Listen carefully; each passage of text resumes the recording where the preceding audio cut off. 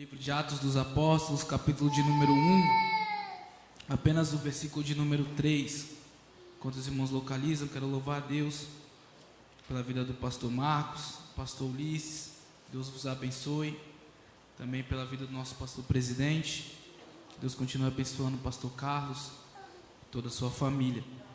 Atos dos Apóstolos, capítulo 1, versículo 3, diz assim a palavra do Senhor: aos quais também, depois de ter padecido, se apresentou vivo, com muitas e infalíveis provas, sendo visto por eles no espaço de 40 dias, e falando do que respeita o reino de Deus.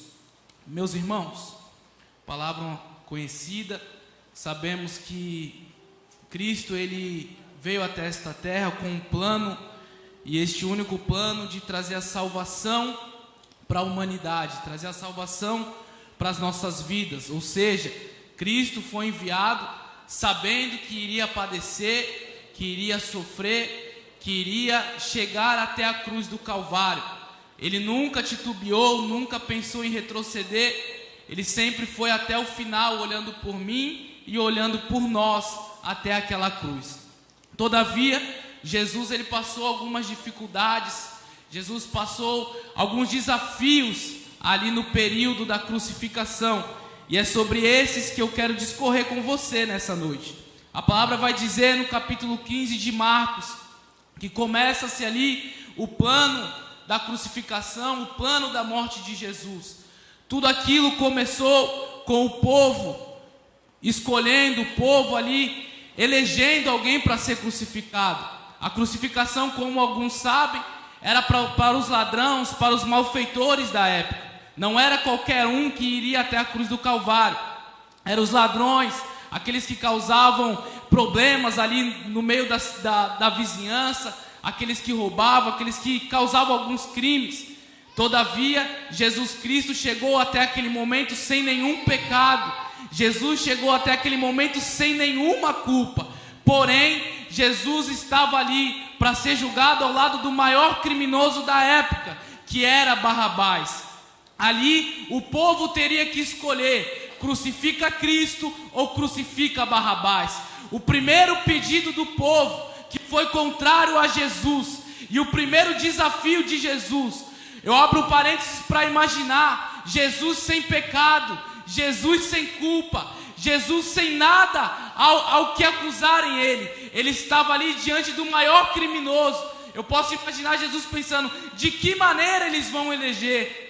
De que maneira eles vão escolher? Quando é colocado ali Cristo e Barrabás, a primeira coisa que o povo faz é levantar as suas mãos e dizer: crucifica Jesus Cristo e solta Barrabás. Crucifica Jesus Cristo e solta Barrabás.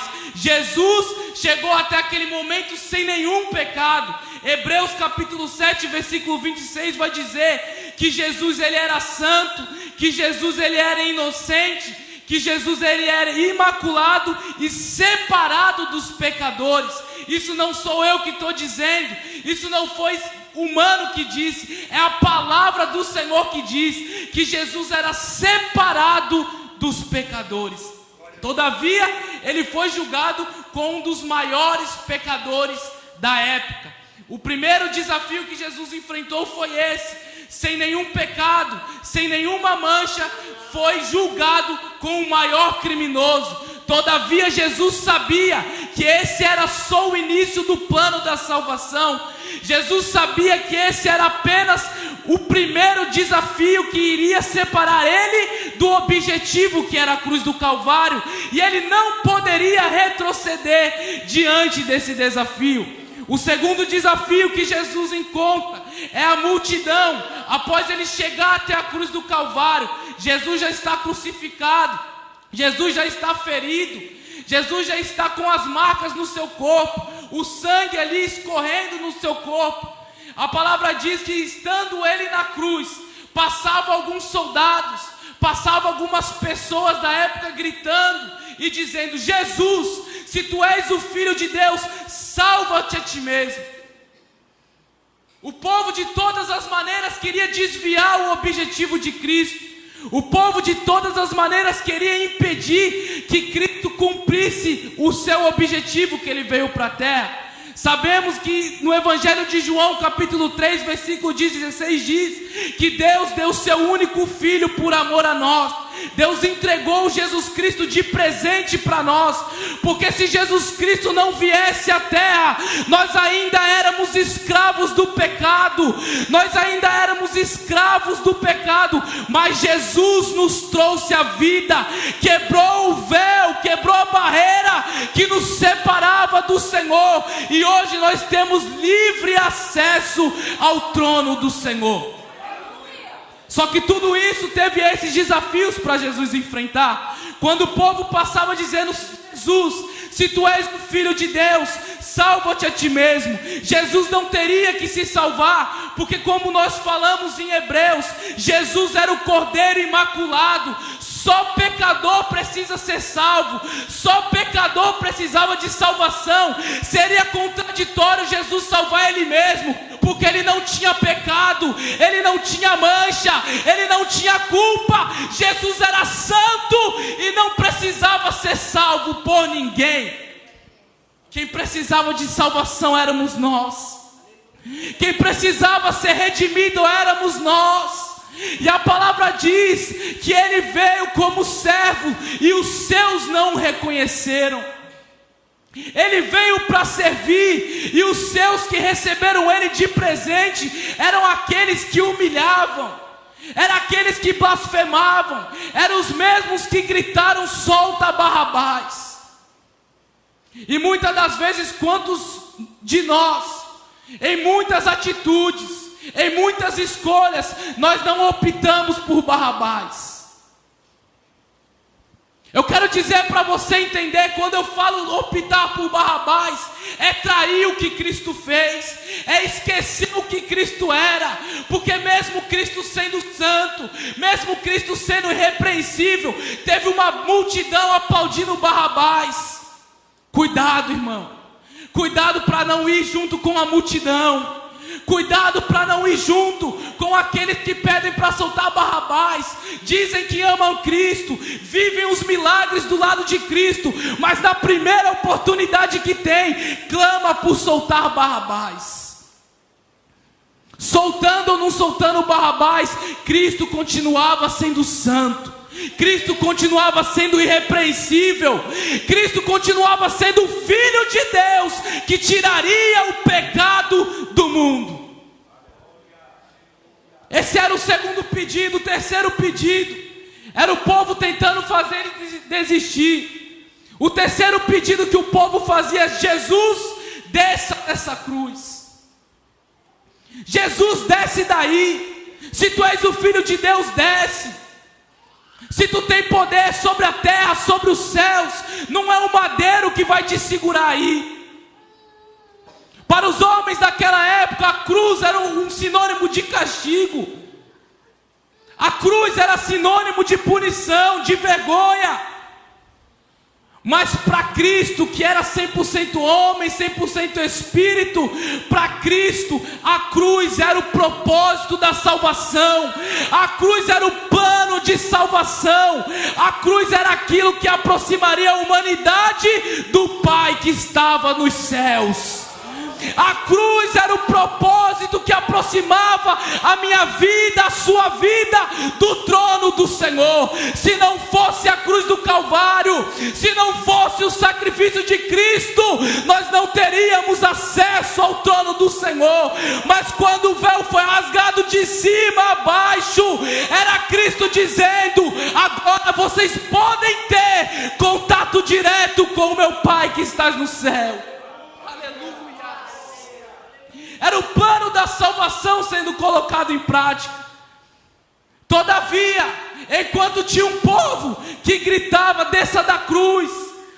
Todavia, quando tinha um povo que gritava: Jesus, desce daí, tinha um homem que se chamava José de Arimateia. A palavra diz que José de Arimateia era um homem rico. José de Arimateia era um senador honrado da época. José de Arimateia era um homem com grandes posses. Eu quero abrir um parênteses para dizer que o cenário que eles estavam passando era um cenário triste, era um cenário caótico, era a crucificação de Jesus. O que um homem rico iria fazer naquele lugar? Era um dia triste para todos que estavam ali. Maria, sua mãe, estava aos pés de Jesus chorando, angustiada, assim como todos os discípulos. A palavra vai dizer que José de Arimateia, homem rico, ele também estava naquele cenário. Aquele homem poderia fazer qualquer coisa, assistir, visualizar só aquela crucificação. Só que a palavra vai dizer que José de Arimateia, após Jesus dar o brado que estava consumado, e ali o plano foi concretizado, após isso, seguia-se dia após dia, e o corpo precisava ser levado de alguma forma. A palavra diz que José de Arimateia deixa o seu status de lado, deixa a sua patente de lado, ele vai até Pilatos. E tem um detalhe, ele só chegou até Pilatos porque ele tinha uma patente, ele era um senador, não era qualquer um que chegava até Pilatos. Entenda o cuidado de Deus para com o seu filho. A palavra diz que José de Arimateia se desprende de tudo, chega até Pilatos. Ele poderia fazer qualquer pedido, só que o pedido que José de Arimateia faz é: Pilatos, eu quero o corpo de Jesus. Espera aí, irmão, Jesus estava morto, Jesus não ia realizar milagre ali. É claro que poderia, mas ele estava morto. Na ótica humana, Jesus não serviria de nada sendo morto. Só que José de Arimateia não olhou para isso. Ele olhou para quem Jesus foi. Ele lembrou dos milagres, ele lembrou das curas que Jesus realizou, ele lembrou das multidões que Jesus arrastava. Ele chega até Pilatos e fala: eu quero o corpo de Jesus, porque não importa o estado do corpo, continua sendo o corpo de Jesus. Pode estar fedendo, pode estar com mau cheiro, pode estar tantos dias, mas ainda é o corpo de Jesus. Mesmo ele sendo rico, ele teve cuidado com o corpo de Jesus. Não importa a nossa posição, irmão, o corpo de Jesus continua sendo prioridade. O corpo de Jesus continua sendo a prioridade para as nossas vidas. Não importa quantos açoites, não importa quantos levantes, não importa as orações contrárias, não importa tantas coisas que tem lançado contra o corpo, continua sendo o corpo de Jesus. Este corpo que eu digo hoje não é o corpo de forma física, mas é a igreja terrena, é a igreja do Senhor, que a própria palavra diz que as portas do inferno não vão prevalecer contra a igreja do Senhor. Este é o corpo de Jesus. E José de Arimateia tomou essa decisão. A palavra diz que ele envolve o corpo de Jesus num lençol fino. Lençol esse que só a população rica, só a alta classe tinha na época. Ele envolve Jesus com o melhor lençol. Eu posso imaginar ele escolhendo os melhores objetos para colocar em Jesus, colocando Jesus ali no sepulcro. Só que tinha uma promessa no meio disso tudo, que após o brado que Jesus deu, que estava consumado, Jesus iria aparecer após o terceiro dia vivo. José de Arimateia preparou o corpo, e eu posso imaginar que ele já havia escutado que Jesus iria ressuscitar. Assim como nós escutamos que um dia virá o arrebatamento e vai tudo ficar aqui. Só que nós precisamos ter a plena convicção que enquanto Cristo não vem, a nossa prioridade ainda é o corpo. Que enquanto Cristo ainda não voltou, o corpo continua sendo a nossa prioridade. A palavra diz que ele, mesmo sabendo de tudo, coloca Jesus no sepulcro. A palavra diz que no terceiro dia, detalhe, em Marcos capítulo 16, vai dizer que enquanto José de Arimateia envolvia Jesus, colocava ele no sepulcro, as Marias estavam observando o que ele fazia, de que forma iam colocar Jesus, aonde iriam colocar Jesus. E elas observando ali, porque elas tinham um desejo, que era de ver Jesus ressurreto, que era ver Jesus vivo novamente. O cenário era triste, o cenário era de luto, mas as Marias criam na promessa que Jesus havia falado. Elas criam que ao terceiro dia Jesus iria se apresentar ali para elas novamente. Só que é difícil, irmão. Um cenário triste, um cenário de angústia. A palavra diz que elas estão ali à porta do sepulcro. Elas se encontram com um anjo com a pedra removida ali. Imagine, irmãos. Elas viram José de Arimateia colocando o corpo todo envolto no pano. Viram a pedra sendo colocada no sepulcro. De repente elas chegam pela manhã. A pedra está removida. O lençol está todo bagunçado.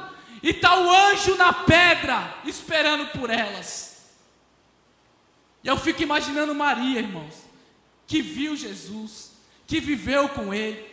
O primeiro pensamento dela é que roubaram o corpo, que tiraram o corpo dali, que fizeram alguma coisa com o corpo. A palavra diz que enquanto ela está preocupada, chega um homem, chama ela a primeira vez, e aí ela começa a contar: olha, era o corpo do meu mestre, ele estava aí, morreu, hoje já é o terceiro dia. Só que ela não percebeu quem era aquele homem, porque no momento de emoção, muitas das vezes, a gente não age racionalmente. Eu posso imaginar que ela nem olhou para a face daquele homem. Só que pela segunda vez o homem faz diferente. Ele toca naquela mulher e fala: Maria. Quando ele fala o nome dela, ela entende quem era. Porque até a forma de Jesus nos chamar é diferente, irmãos. Até a forma dele se comunicar conosco é diferente. Quando ele fala Maria, prontamente ela olha para ele: mestre. Mestre é o Senhor. Ele fala: Maria, corre e avisa para todo mundo que eu estou vivo. Corre e avisa para todo mundo que hoje é o terceiro dia. Corre e avisa para todo mundo que o plano está concretizado, Maria. Só que, repare, irmãos, no Evangelho de João, capítulo 20, quando Maria chega para contar para os discípulos não eram qualquer pessoa, irmãos. Eles andavam com Jesus. Eram 12 só, irmãos. Mas sabemos que Judas já tinha traído, Judas já tinha saído de cena. Eram 11 que sobravam. Quando chega Maria lá na casa, a palavra vai dizer que as portas da casa não estavam trancadas. As portas estavam cerradas. As portas estavam completamente lacradas. Por quê? Porque os discípulos estavam com medo. Tem momentos na nossa vida que nós esquecemos quem Jesus é, irmão. Tem momentos na nossa vida que nós deixamos a angústia cegar as nossas vistas e nós não conseguimos ver o agir de Deus na nossa vida. Às vezes as ondas balançam o nosso barco de tal maneira que nós não conseguimos clamar pelo nome dele. Tem situações que nós não conseguimos nem orar, irmãos. E essas eram as situações dos discípulos. O medo havia cegado a fé deles. O medo havia causado desesperança para eles. Porque Judas tinha traído Pedro, a liderança maior ali entre os discípulos. Nós sabemos que Pedro era influente. Só que Pedro, mesmo sendo influente, foi o único que negou. Eu posso imaginar Pedro ali no canto da casa, sem saber o que fazer. Todos com medo. As Marias chegam falando ali que Jesus havia ressuscitado. E aí um olha para o outro: será mesmo? Será que isso aconteceu mesmo? Só que a palavra vai dizer que o mesmo Jesus que se apresentou primeiro para as Marias, e detalhe, Jesus só se apresentou primeiro para as Marias, porque as Marias foram as primeiras a buscarem Jesus. Enquanto os discípulos estavam com medo de portas cerradas, as Marias largaram o luto, largaram o problema, largaram o medo e foram até o sepulcro buscar o corpo de Jesus. Por isso Jesus apareceu primeiro para elas. Só que agora chegou o momento de se apresentar para os discípulos. Jesus poderia bater na porta, Jesus poderia entrar pela entrada principal da casa. Só que Jesus faz diferente. Jesus aparece no meio da casa. Aleluia. Jesus aparece no meio do ambiente de tristeza, no meio do ambiente de desesperança, no meio do ambiente do medo. Jesus se apresenta com uma palavra: paz seja convosco. Aleluia. Meu irmão, está todo mundo com medo, está todo mundo achando que vai morrer, mas a primeira palavra do mestre é paz. Aleluia. É paz para a alma, é paz para o coração, é paz para os sentimentos, é paz para as emoções. Jesus sabia do que eles precisavam, irmão. Muitas das vezes as pessoas nos veem com um sorriso de ponta de orelha a ponta de orelha, irmãos. Muitas das vezes nós estamos falando que vai tudo bem, mas Jesus sabe o que a nossa alma necessita. Aleluia. Jesus sabe o que o nosso eu, a nossa vida precisa. Os discípulos não precisavam de dinheiro, os discípulos não precisavam só de um abraço, eles precisavam de paz na alma. Quando Jesus diz isso, eles começam a compreender que ele estava ali, porque era só Jesus que entendia. Tem coisas que só Jesus sabe, tem coisas que só Jesus entende, tem coisas que só Jesus vê. Eles estavam presos ali de portas cerradas, ninguém sabia o que eles estavam ali, ninguém sabia de que maneira eles estavam naquele momento, mas Jesus sabia. Tem momentos que nós não conseguimos nem sair da nossa casa, ou até mesmo de um quarto escuro. Muitas das vezes nós não conseguimos nem nos alimentar durante o dia, mas só Deus sabe como está a nossa alma. Eu não queria ir por esse destino, mas o Senhor está me impulsionando a dizer: eu não sei como você entrou nessa noite por essas portas. O Senhor hoje não tem porta de emprego, o Senhor hoje não tem porta de faculdade, não tem. Eu sei que é bom, chave de carro, mas o que o Senhor tem para a tua alma hoje é paz. Paz. Paz seja convosco, paz seja contigo, paz seja com tua casa, paz seja com tua família, paz seja com os teus filhos, paz seja contigo nessa noite. Aleluias. A palavra diz que estavam ali apenas 10. Eu falei 11, mas Tomé não estava nesse momento. Tomé estava vivo, Tomé ainda era discípulo, mas a palavra diz que Tomé não estava nesse momento. Quando Tomé chega, eu posso imaginar estar uma bagunça só, todo mundo feliz, todo mundo se alegrando, só que Jesus já tinha desaparecido naquele momento. E aí Tomé chega, aí os discípulos começam a conversar: Tomé, tu não sabe quem esteve aqui, Tomé, tu não sabe que visita maravilhosa esteve aqui, Tomé. E aí eles começam a falar: Jesus esteve aqui, Tomé, Jesus passou na nossa casa, a paz tomou conta do ambiente, Tomé.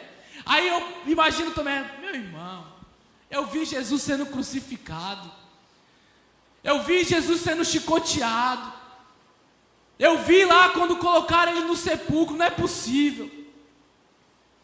Só que aí Jesus faz questão de voltar, porque Tomé precisava ver para crer.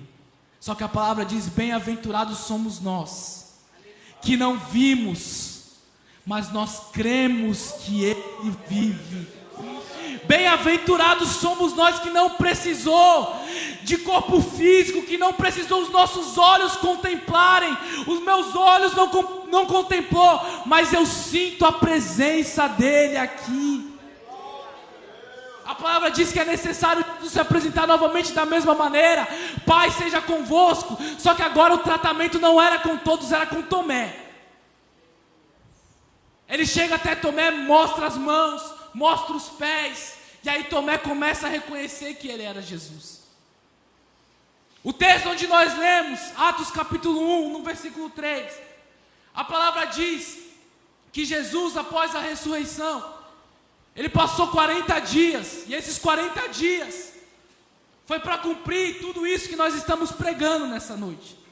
Todavia, a palavra vai dizer que havia 2 discípulos que andavam pelo caminho de Emaús. A Bíblia não menciona o nome de quem era, mas fala que eram discípulos. A palavra diz que eles andavam pelo caminho, um conversando com o outro. Mas eu pensei que aquele seria o remidor de Israel. Mas eu ouvi e vi os milagres que ele fez. Eu pensei que ele iria nos salvar. Eu pensei que ele estaria conosco para sempre. E aí eles começam a se indagar um ao outro. Eu também pensei que seria assim. Só que a palavra vai dizer que um homem se encontra com esses 2 discípulos no caminho. E aí aquele homem chega até os discípulos e pergunta: eu posso conversar também? Eu posso entrar nessa conversa também? Porque a palavra diz: onde há 2 ou 3 reunidos em nome, ali eu também estarei. E a palavra diz que eram 2 conversando, 2 se questionando. E aí aquele homem entra no meio dos 2 e começa a caminhar com eles. E aí eu posso imaginar Jesus perguntando: me conte mais desse homem, me conte quem ele era, me conte o que ele fez. E aí a palavra vai dizer que o dia já ia anoitecendo, o sol ia se pondo. E aí quando Jesus faz menção de sair por outro caminho e deixar aqueles homens, a palavra diz que eles olham um para o outro, olham para Jesus e falam: não quer repousar na minha casa? Eu posso imaginar: venha tomar um café comigo, venha tomar um café conosco, a conversa está tão boa. A palavra diz que Jesus vai com aqueles homens. Jesus entra dentro daquela casa. A palavra não diz que Jesus olhou para eles e falou que era Jesus. A palavra não fala que Jesus contou algum testemunho, algum milagre. Jesus não falou nada demais para aqueles homens. Mas quando Jesus chegou na mesa, sentou na mesa, pegou o pão e repartiu o pão, irmão. Aleluia. A palavra diz que aqueles homens olharam um para o outro. Eu sei quem repartia dessa forma. Eu sei quem repartiu o pão dessa maneira. Não tem ninguém que reparte o pão igual ele. Não tem ninguém que age igual ele. Não tem ninguém que faz o que ele faz. Todavia este homem é Jesus. É Jesus que está vivo. E a palavra diz que Jesus some. Jesus sai de cena, porque Jesus tinha 40 dias para fazer tudo. A palavra diz que mesmo Pedro, tendo a visita de Jesus naquela casa, e eu já caminho para o final, a palavra diz que mesmo Pedro tendo a presença de Jesus naquele ambiente, tendo ouvido Jesus declarando a paz sobre a vida deles, a palavra diz que Pedro estava desanimado. E o nosso primeiro pensamento quando nós desanimamos é voltar da onde nós saímos. O primeiro pensamento, quando nós desanimamos e nos entristecemos, é voltar da onde nós viemos. Só que eu quero te dizer nessa noite, não tem volta. Não tem volta. Pode ser até o nosso primeiro pensamento, mas a partir do momento que a isca do Senhor nos fisga, irmão, não, a fisga dele é certeira.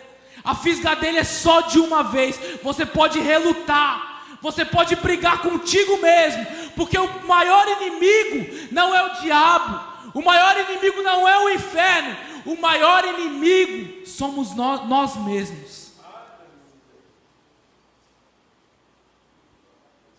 Por isso que João Batista, quando passava pelo deserto, falava: Senhor, que eu diminua, que o meu eu diminua, que o meu ego desapareça, que o que eu sou não esteja em evidência, mas que o Senhor cresça na minha vida. Porque João Batista sabia que os pensamentos dele eram pequenos, que os planos dele eram pequenos, mas os planos e projetos e sonhos do Senhor eram maiores para a vida dele. Só que Pedro não conseguia enxergar mais isso, porque Pedro havia negado Jesus. E eu torno a dizer: quantas vezes nós não negamos a Jesus no nosso dia a dia? Nós negamos Jesus quando nós não queremos orar pelo cansaço. Nós negamos Jesus quando nós esmurecemos de ler a palavra. Nós negamos Jesus com nossas atitudes quando sair por essas portas. Nós negamos Jesus dentro da nossa casa com os nossos pais. Nós negamos Jesus dentro da nossa da faculdade. Nós negamos Jesus no nosso trabalho. E quando eu nego Jesus, automaticamente a presença do Espírito se distancia de mim. E era dessa maneira que Pedro se encontrava. Só que Pedro tinha uma promessa.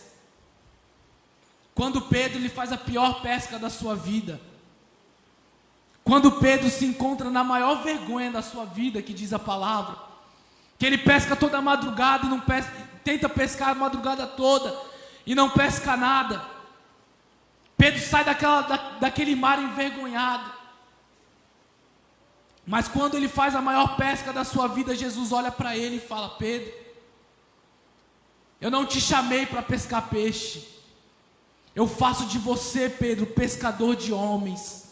Eu faço de você, Pedro, um pescador de almas. Era Jesus já chamando Pedro para uma grande obra. Era Jesus já confirmando o chamado de Pedro dentro daquele mar. Pedro já estava debaixo de uma promessa. O momento de Pedro era difícil, mas eu não posso julgar ninguém pelo momento, porque aquele alguém pode estar até no momento difícil, mas aquele alguém tem promessa. Momento não pode definir quem eu sou. Momento não pode definir o que Deus pensa de mim. Momento não pode determinar aquilo que Deus já me prometeu há muito tempo. O meu momento pode ser de crise, pode ser difícil, pode ser um momento de angústia, que a única coisa que eu sei é chorar. Mas eu também já tive momentos de sorrir. Mas eu já também tive momentos de me alegrar. Só que Pedro, quando passa por aquele momento, a primeira ideia de Pedro é: eu vou voltar a pescar. Jesus já tinha falado para ele que o negócio dele não era pesca. E olha que Pedro era bom na pesca. Só que o pensamento de Deus não são os nossos pensamentos. Os planos deles não são os nossos. E os sonhos deles também não são os nossos sonhos. Ai de nós, se Ele permitisse tudo aquilo que nós planejamos. Como eu disse, Jesus vê aquilo que eu não vejo. Jesus enxerga o que eu não enxergo. Jesus sente aquilo que eu não sinto. Enquanto Pedro estava pensando em pescar, enquanto Pedro estava pensando em voltar com a sua rede de pesca, Jesus já estava olhando para a igreja. Quem eu vou colocar na frente da igreja? Enquanto você pensa em parar, Enquanto você pensa em retroceder por esse momento, Jesus está olhando lá para o teu futuro. E aí eu te pergunto, se você parar agora, o que serão das promessas? Se você pensar em voltar a pescar, o que será do que Deus já falou sobre você? Tem coisas que o seu líder não vê, que as pessoas até mais próximas de você não entendem o porquê e nem o para quê. Mas certa vez eu ouvi que Deus sabe, que Deus ouve e que Deus vê. Deus sabe, Deus ouve e Deus vê. A palavra diz que quando Pedro volta para aquele mar, Pedro era um homem influente, e a palavra diz que ele leva os outros discípulos com ele. E aí ele faz da mesma maneira que ele fez no passado. Ele pega a rede, joga de um lado, joga do outro. E enquanto isso vem um homem caminhando pela praia.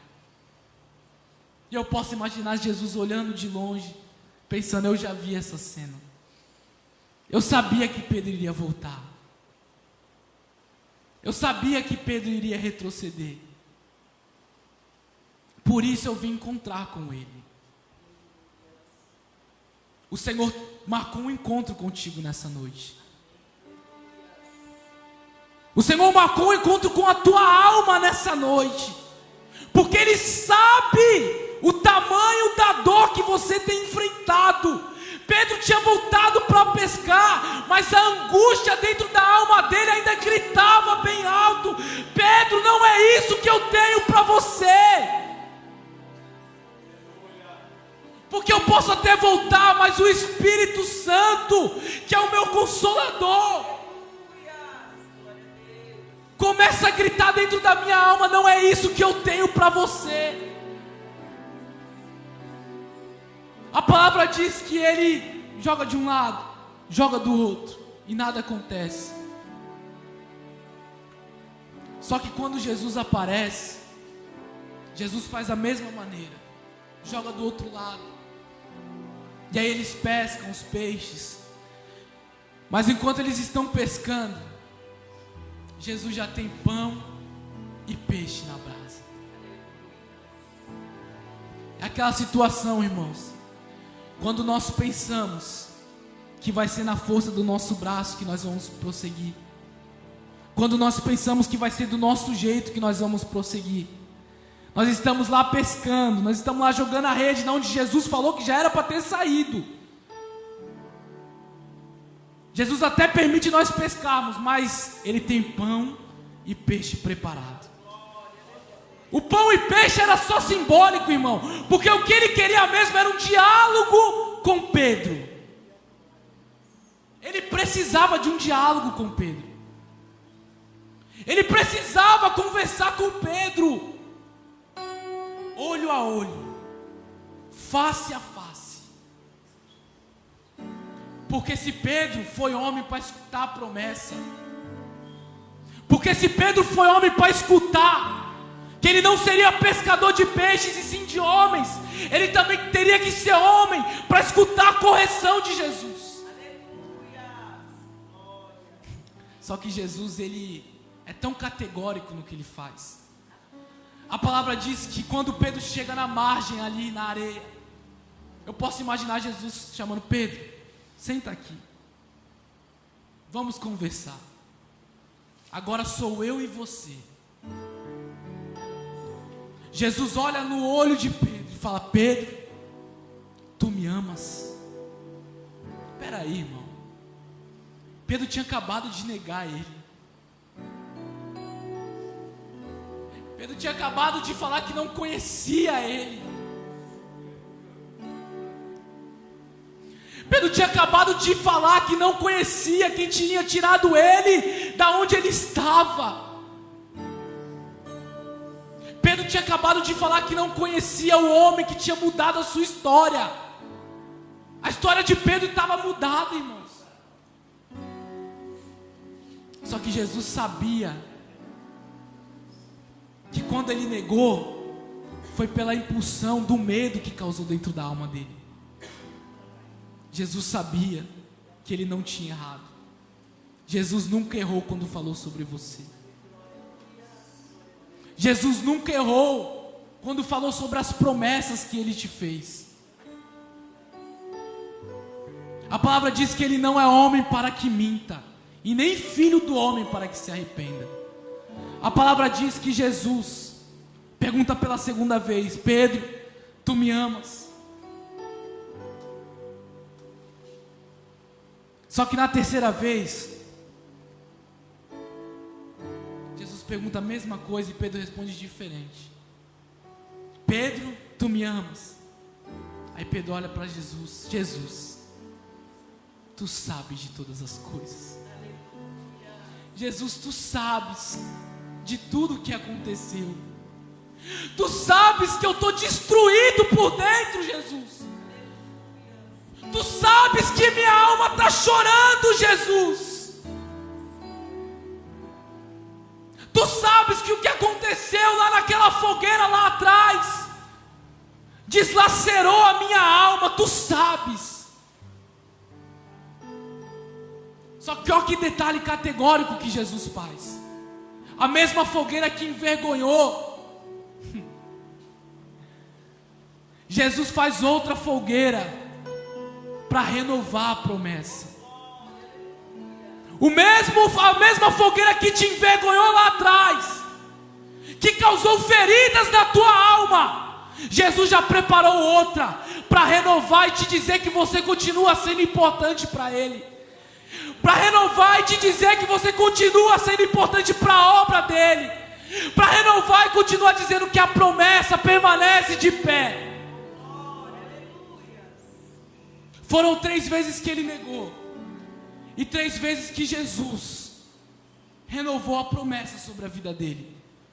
Que quando ele faz a última pergunta e Pedro fala que ele sabe de tudo, Jesus olha para ele e fala: Pedro, apacenta as minhas ovelhas.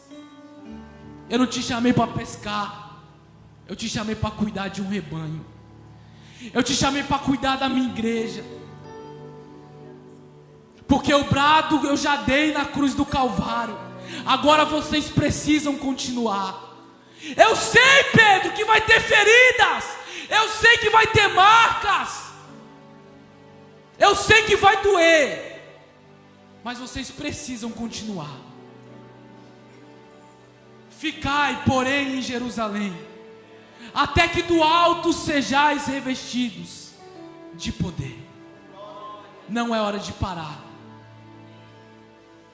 Com a permissão do pastor, peço para a igreja se colocar de pé nessa noite.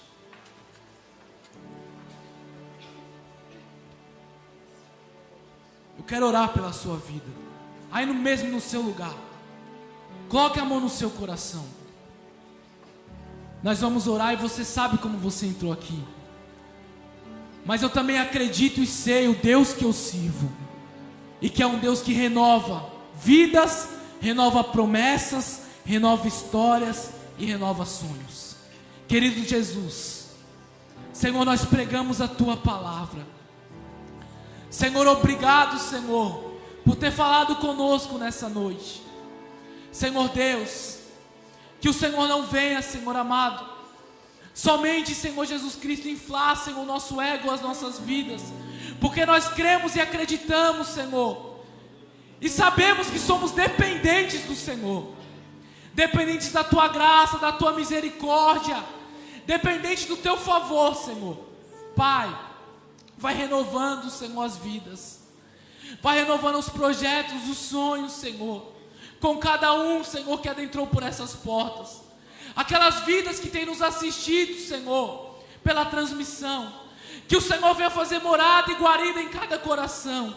Pai, nós te pedimos, Senhor, continua conosco, Pai, continua nos abençoando e sendo, Senhor amado e santo, o nosso intercessor, o nosso consolo, o nosso Deus.